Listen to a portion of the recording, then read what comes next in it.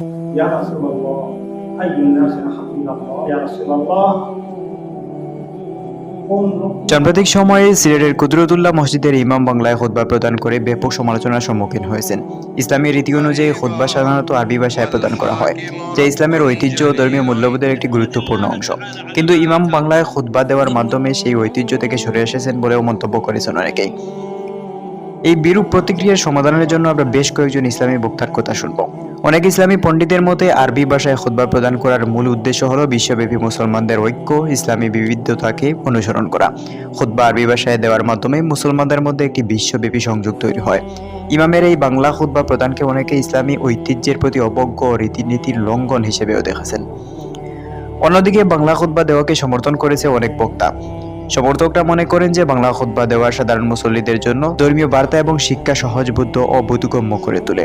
বিশেষ করে যেসব মুসল্লি খুতবার অর্থ ঠিকমতো বুঝেন না, তাদের জন্য এটি অত্যন্ত উপকারী হতে পারে। এই ঘটনা নিয়ে সামাজিক যোগাযোগ মাধ্যমে প্রচুর আলোচনা হচ্ছে। কেউ কেউ মনে করেছেন যে খুতবা বাংলায় দেওয়া মুসলমানদের ইসলামিক জ্ঞান সহজলভ্য করার একটা চেষ্টা। অন্যদিকে এটিকে ইসলামী ঐতিহ্য থেকে সরে আসার একটি উদাহরণ হিসেবেও দেখেছেন অনেকে। এখন আমরা খুতবা বাংলা দেওয়ার পক্ষে এবং বিপক্ষে বেশ কয়েকজন ইসলামী আলোচকের কথা শুনব। বাংলায় খুতবা দেয়া কি জায়েজ? জুমার নামাজে তো বাংলায় খুতবা দিতে হবে আসলে, কারণ আপনি, অর্থাৎ আমরা বাংলাদেশের কনটেক্সটে বলছি, আপনি খুতবা দেবেন জনগণের উদ্দেশ্যে, অথচ আপনি খুতবা দিচ্ছেন এমন একটি ভাষায় যে ভাষাটি জনগণ বুঝে না, জনগণের ভাষা নয়। এটা তো একটা পাগলামি, স্রেফ একটা পাগলামি।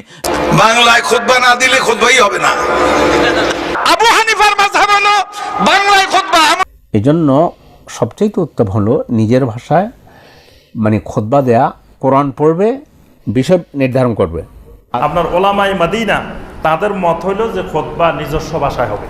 যে খুতবার উদ্দেশ্য হচ্ছে মানুষকে দিনের বুঝ দেয়া, এই জন্য সে যে ভাষায় বুঝবে ও ভাষায় দিলেই বেশি ভালো।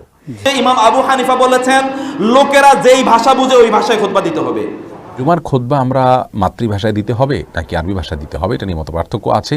আমি ব্যক্তিগতভাবে মনে করি আমাদের দেশে যারা আরবিতে আমরা খুতবা দিয়ে থাকি তারাও কিন্তু আরবিতে কালামুন নাস অর্থাৎ মানুষের ভাষায় কিন্তু খুতবায় কথা বলি, অর্থাৎ কোরআন হাদিসের বাইরেও আমরা অনেক কথা নিজেরা আরবিতে বানায়া বলি।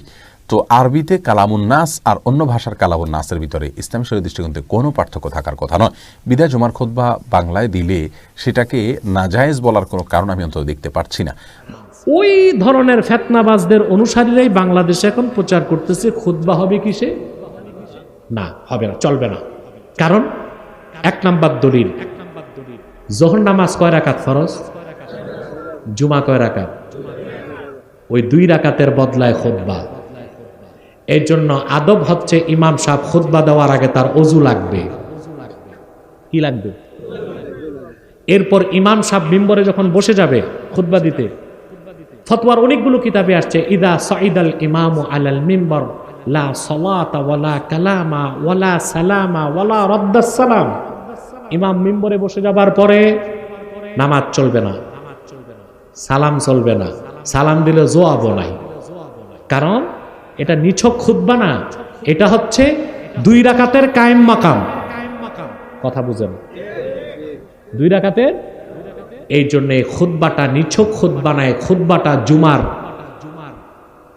একটা অংশ বলে অবশ্যই খুতবাটা আরবি হতে হবে। আমরা উভয় পক্ষের কথা শুনে বুঝলাম বিষয়টি একতলাপপূর্ণ, তাই এমন বিষয়ে আমাদের সাধারণ জনগণ নীরব থাকাই শ্রেয়।